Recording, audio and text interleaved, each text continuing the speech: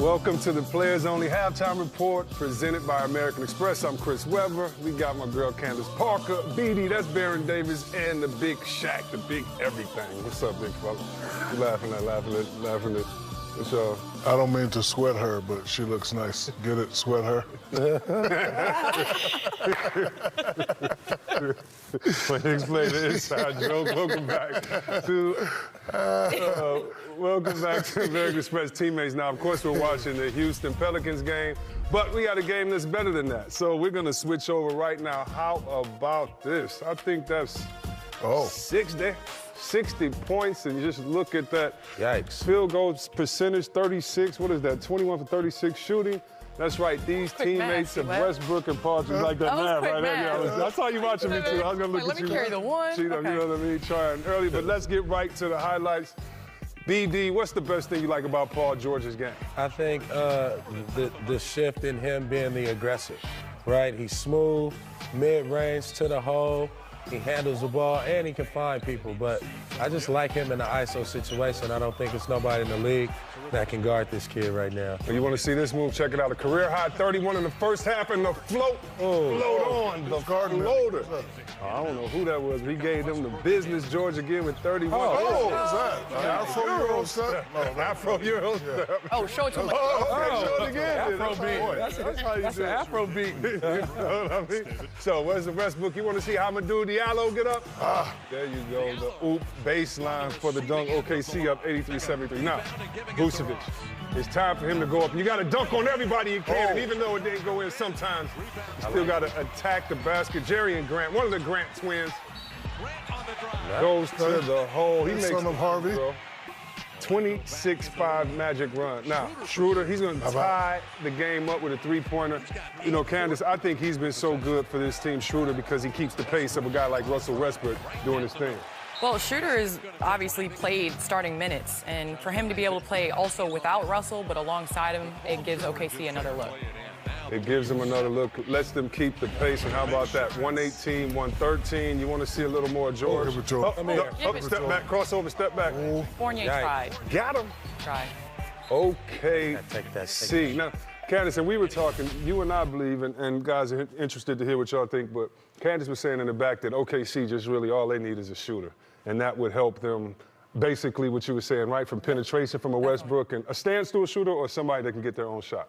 I think at this point, just a standstill shooter, and it'll open up the lane, and it'll take some pressure off of Russell, and obviously give him more space for him to drive, because he's doing really good going north and south this season. I agree with you, but they also need another guy that can score at all times, because, you know, it's nice to have a 1-2 punch, but what if one of those guys are not having a good game? You need that other guy that's an automatic scorer. Schroeder can be that guy every now and then, but he's kind of a wild card. I don't want him taking, you know, crazy shots trying to get 20.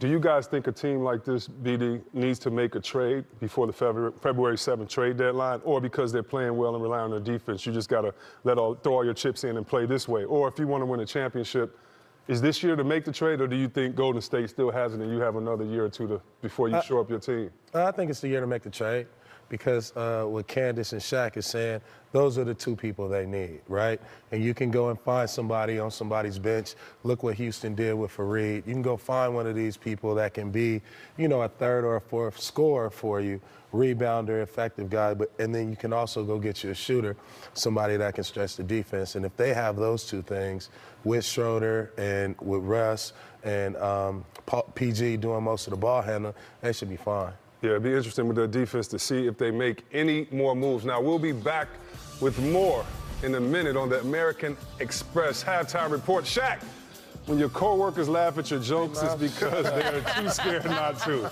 Sweater. You don't like my joke, Mouse? Really? Okay, TK, I got one for you. Oh, there you go. That's your studious look. Yeah. Professor Parker. That was my carry the one. Professor look. Parker. That was my quick math look. There you go. We'll be back. Players only. Y'all ain't like my joke? Welcome. Back. It's the American Express Halftime Report. We got the crew up here, Players Only. We're back every Tuesday. You can catch us on TNT. That's the station you're watching now, just in case you didn't know. Candace, we were watching the game in the back, and you were talking about teammates, hustle players, and how this wasn't stars only, but players only, meaning that we need to give a little love to the players that do all the dirty work, the unsung heroes. And you have a guy you want to talk about tonight. Well, Kenneth Faried, picked up by Houston, has bounced around the league for some time, changed positions from playing a 4 into a league that now they only value stretch 4s now. So it was, where do you play him? Well, Houston found a place to play him, and that's at the 5 position. P.J. Tucker is their blue-collar worker. Well, now they have another one.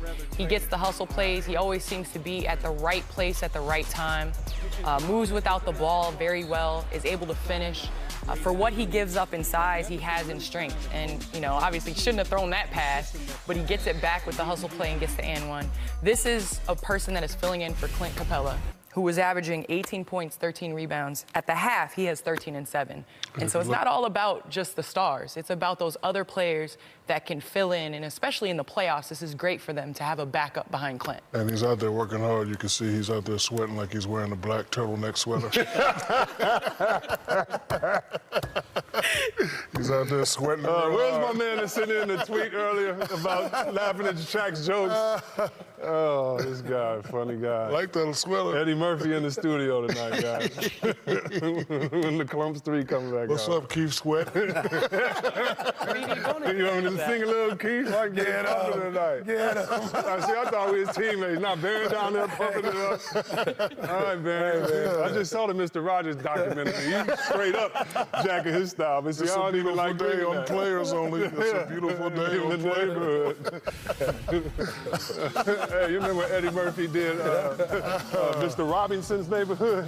That's who VD look like right now. About to rob your crib. We'll be right back. Players only, halftime. Oh, somebody help me out there. That's right. Baron Davis turning. Oh, there you go. Mr. Boom Hood. The internet has no chill. And they quick, too. Undefeated. Raider Tip-Off Show, and welcome back. Players only, baby. That's right. We're in the house on TNT. Now, Anthony Davis, he may not be in New Orleans much longer. We're going to talk about that in a second. But James Harden, he definitely will be in the house in Houston. And can he get 40 again tonight? 40-piece. That's right. We got New Orleans and Houston next on TNT.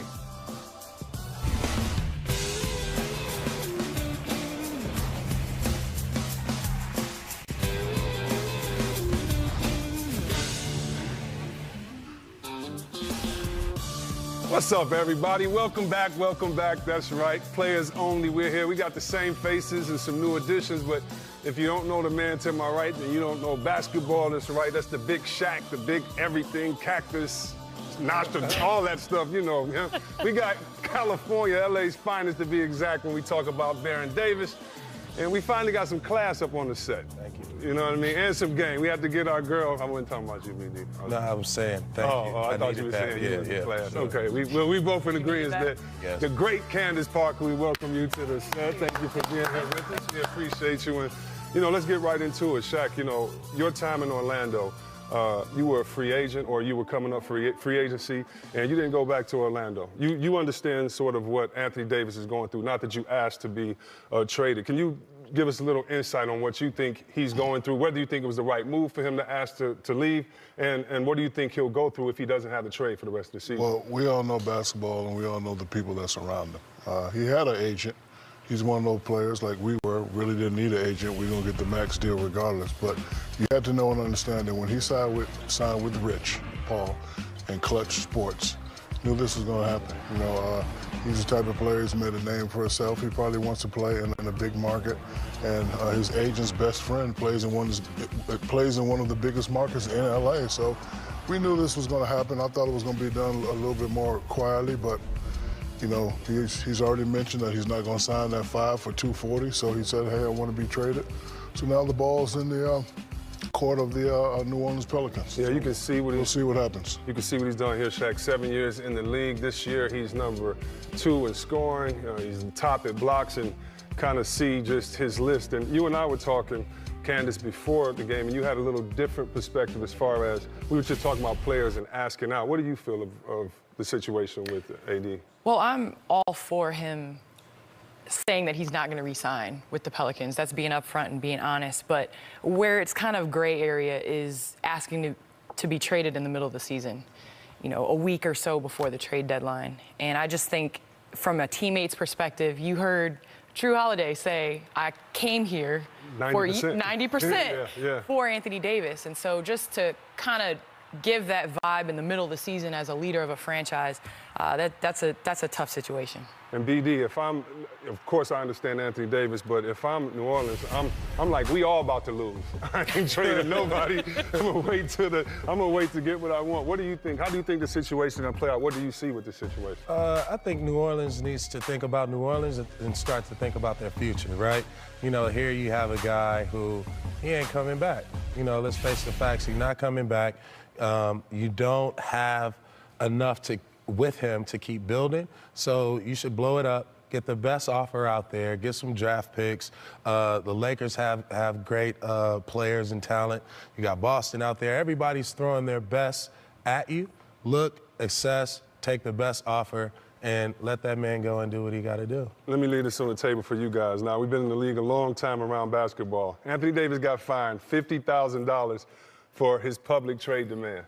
Have y'all ever heard of a player getting fined for saying he wanted to go to another team? No, I've never heard that. No, me either. So we did a little research, me and Underdog. Rudy Fernandez, I really don't know who that is.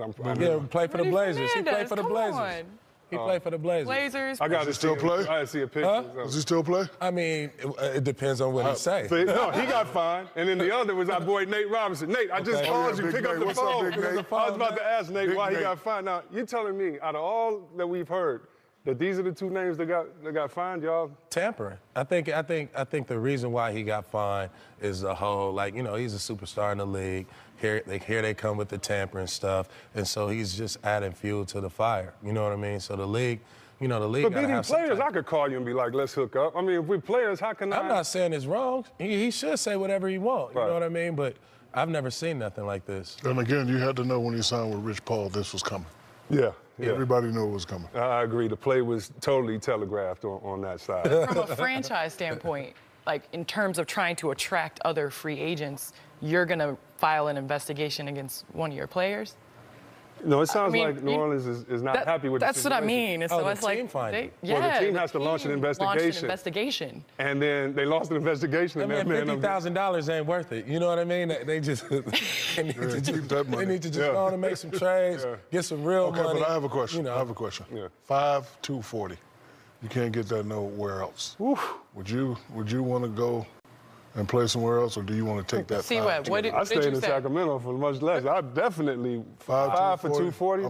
But the thing is, too, Shaq, the basketball teams, the shoe companies are paying you more than ever now. And so it seems like a lot of players are using that to rely on the fact they can make that up.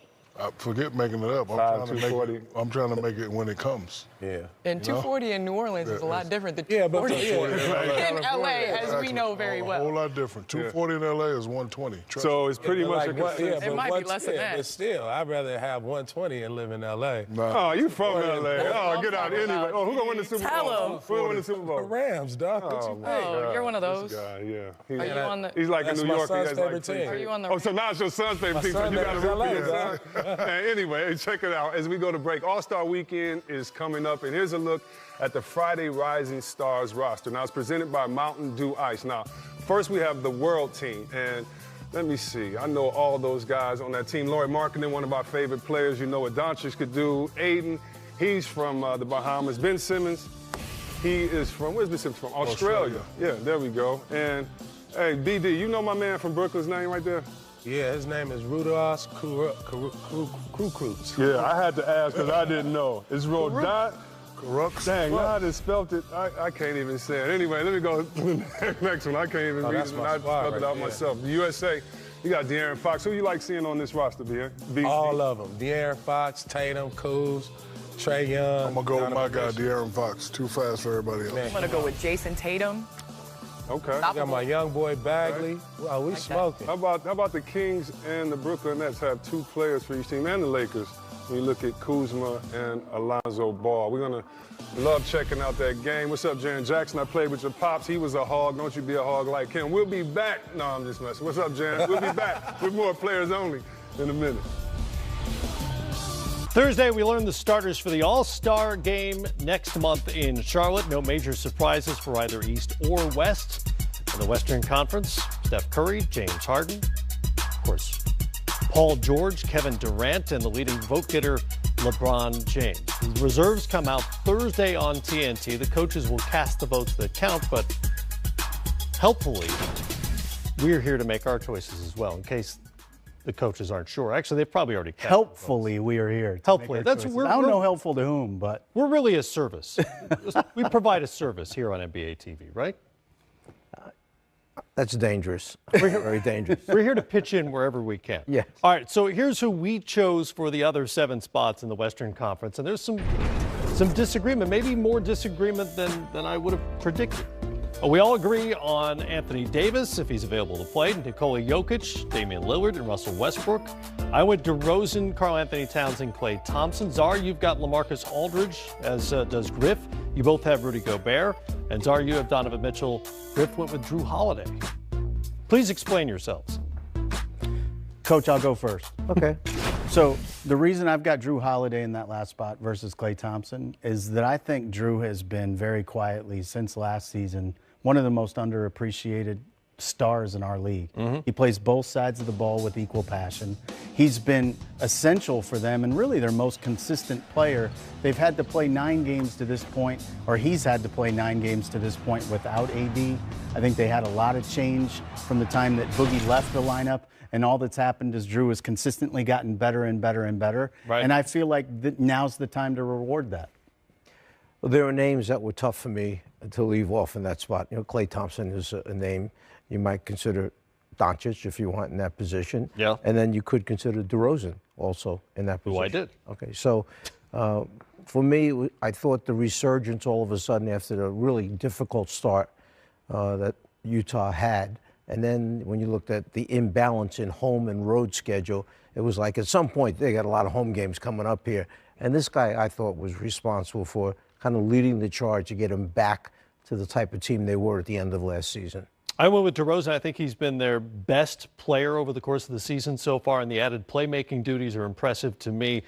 In fairness to me, I picked Karl Anthony Towns before the Timberwolves were swept in the home-and-home by Rudy Gobert and the Utah Jazz. I don't know if that would have changed my vote or not, but I think he's been really effective since the Jimmy Butler mess was sorted out in Minnesota. And Klay Thompson has been, after the early season slump by his standards, has been pretty great here the last 6 weeks. And to me, he's just one of those guys, a two-way player who's just an all-star. Like, unless he's terrible, but let me ask he's you, an all-star. What about Karl Anthony Towns from game 1 up to game 30 or whenever the Butler thing Not and as coaching good. was Yep. replaced? What about those games? Because now they're 2 games below 500 as a team. Not as good. Okay. Clearly. So does that make you an all-star? Well, I mean, it's the same argument like for Drew Holiday, for instance. If you're going to think about where they are in the standings and whatnot, they're not good enough. But he has played at an all-star level for much of the year. To me, it's got to be the majority of the season that you've played thus far up to the balloting ending. And then I also look at records. Are teams winning? Because if you're an all-star player, shouldn't you help your team? You should be affecting your team winning. I agree with that. And so almost, I think everybody I picked aside from Towns is on a playoff team. And I think that's why Klay Thompson not being on my team is the hardest, because I don't think it should just be that you've played well in the majority of the games. Sure. I think you have to play both sides of the court. And I think not having Klay be on the team is very difficult for me. Yep. And if we're picking players I would rather have, I might rather have Klay than several people that we're going to have in the All-Star game. Yeah. But that's not the question. Right. But I think relative to Drew Holiday, relative to Towns, relative to Donovan Mitchell, these are all guys that are carrying teams to various different degrees, and that really matters. I think for me, leaving Klay off was more difficult than anybody else because I think defensively he's essential to what they do. Absolutely. All right, let's move on to the Eastern Conference. Blake Griffin will return to the game for the first time as a Piston. Kemba Walker is a first-time starter. They'll be joined by Kyrie Irving, Joel Embiid, and leading vote getter Giannis Antetokounmpo. They all made the starters cut. Our reserves, I have not seen yet. From you guys, I know who my reserves are. I hid mine out, to be honest. I didn't want you to see them. Well, I'm excited. That's all right. I can tell you this, though. The picture of the West All-Stars featuring 2 guys that left from the East to the West within the last year sure makes the West look awfully deep. I mean, those are 5 MVP candidate finalists all in one image. That's an amazing starting lineup. And likewise, the East was very difficult to find enough names in the end It was. It was. I got through the first 5 of my reserves, and then the last 2 was kind of a toss-up between 4 or 5 different guys in the Eastern Conference because of what I'll call parity among performers. Ooh, very well nuanced So far. parity. Thank you I very like much. that. We all agreed Bradley Beal, Blake Griffin, Victor Oladipo, and Ben Simmons should be reserves. Griffin's already he's going to make it for sure. Kyle Lowry, Nikola Vucevic, and I picked Spencer Dinwiddie, even though he's hurt now, over D'Angelo Russell as my Nets representative. You guys went respectively Lowry, Pascal Siakam, Chris Middleton, Griff, Jimmy Butler, Vucevic, and Chris Middleton. I loved Middleton for the All-Star game last year, but I think he had a better argument to make. Probably did. But based on the record and the fact that he's been a good player for them, I have no issue with that. Yeah, Siakam, for me, I thought this young man has just taken huge steps in becoming a better player in the NBA. And, you know, their record for the team, obviously, there are a number of guys there that have done a very commendable job. So I just like watching him the whole time and how I think he's upped his game. I thought he deserved that responsibility. 2 guys that I left off that I really wrestled with. D'Angelo Russell, okay, has been good for the last month or so. He's been good. But in the beginning, okay, you had a guy, Dinwiddie, who played a heck of a thing, season up to that point. So I was like, well, does 1 month worth make you an all-star player? Right. And I've said all along with D'Angelo Russell, he has to become more consistent to be a legitimate big-time player, and I'm waiting to see that. He's done it for a month now. Vucevic, love what he can do, love his talent. Yep. Why is Orlando 10 games below 500? I don't know. I went with Dinwiddie over Russell for that reason, by the way, because he's been the guy they've gone to at the end of games more often than not. In fact, you remember early in the season there were times when Russell wouldn't even be on the floor at the end of close games for the Brooklyn Nets. It's interesting. So to answer your question, Vucevic in 10 games under 500, the reason is because he's their best playmaker. Right. You're going to be 10 games under 500 when your best playmaker is a center and you don't have other players around him making ancillary plays. So I think they are a few steps away from being highly competitive. I think they have a very clear theme, but what Coach Clifford has done is really run everything through Vooch in much the same way to a lesser degree than Denver has around Jokic. Yep. And so I think the fact that Vooch has that kind of skill set makes him really intriguing. The other reason I wanted to make sure he's up there because he's a big trade target. Just to make sure everybody understands. I want to lead into our trade deadline programming with that name in everyone's mind. Intriguing is a good word because he figures to be intriguing to a lot of teams. No question. Next week when the trade deadline happens. There you go. I think we've solved this. We've worked all this out. Helpful. That's what we were. Helpful. LeBron James will get the first pick in the draft, of course. The captains have to start with the starters, then they can go to the reserves. So who is LeBron picking first? So I'm not allowed to say Anthony Davis, right? Because he can't, because that would be the... I would probably say... that would be the intriguing answer, I wonder if it would be a point guard that he may have played with once before in his career. Or could it be Kevin Durant, who he has great respect for? I'm going to go Durant. You're going to go Durant, okay. Did he pick Durant first last year? That's why I thought he did last year. I don't remember. So that's why I went that way.